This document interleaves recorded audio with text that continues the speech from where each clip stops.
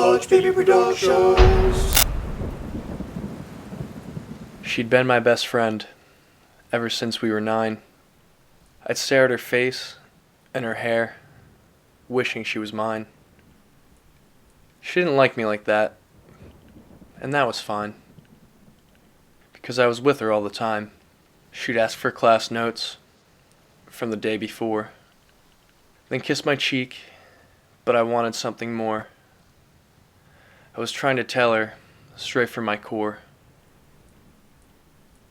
that I loved her, but I was just too shy, and I don't know why.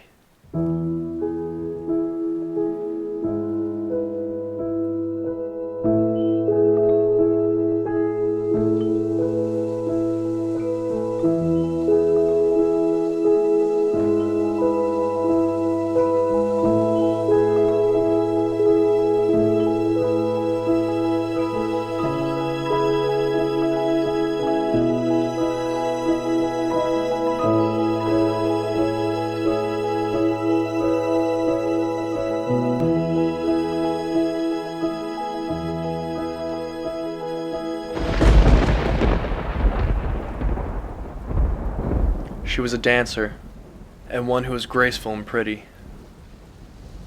Her dream was to dance at Lincoln Center in the city.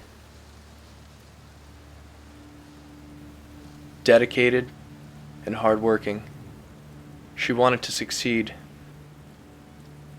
while I'd just sit around writing things that nobody'd ever read. The inlet at the shore was a favorite place to spend time together until the days came to end. I wanted to tell her there that she was more than just a friend, that I loved her, but I was just too shy again. So then it's late at night when my phone begins to ring. She'd call me and cry. She would tell me everything. She was down and feeling unadmired, but in a selfish way, I felt inspired, because when things went wrong, it was me she desired. I should have said the words, but I was just too shy and tired. And then there were the times I performed for her, but she never seemed impressed. But how can one expect her to? She had more talent than anyone else possessed. Flawless in her dancing, flawless in the way she dressed, flawless in her schoolwork, and I was so obsessed. A day passed, a month, and then a year. A diploma, a future, then a career. The plan was to tell her and keep her near, but I was late on the draw, and soon she disappeared. You may kiss the bride.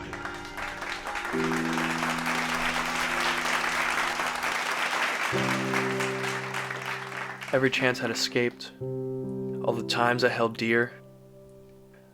Talks in her backyard, laughing until tears. I wanted to tell her I loved her, despite my fear, but I was too shy to keep her here. Though the distance kept us apart in a way, our friendship continued to serve as a mainstay. Her husband was successful, white-collared by day. Hi, Mommy. I remained the struggling writer with too much to say. So many years later, I've grown old and somewhat bitter. For I was a wasted soul, a lie, a quitter. And then one day, my phone rang. It was her husband on the line. The girl I'd loved for 60 years was gone at 69.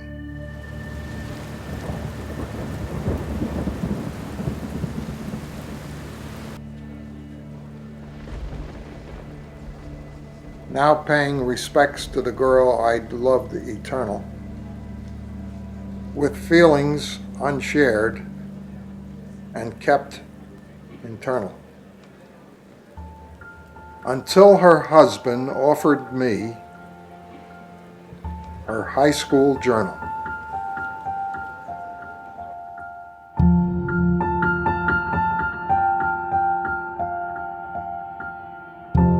He's been my best friend ever since we were 9.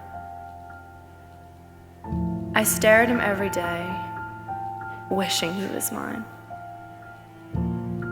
I want to tell him, but I can't put our friendship on the line. I can only hope that he can read my signs. I see him staring back at me sometimes, but then he always looks away. I can't decide if he loves me back or just wants things to stay. I know that if he truly feels it, he will find it in himself to say that I am more than just a friend to him. But I can't keep waiting every day. He just seems too shy, and I don't know why.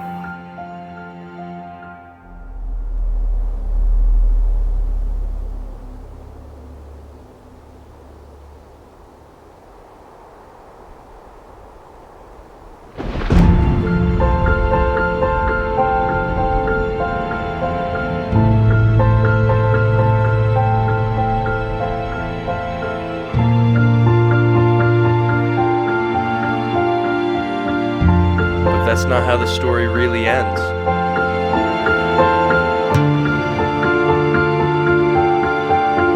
Because I'm not shy anymore.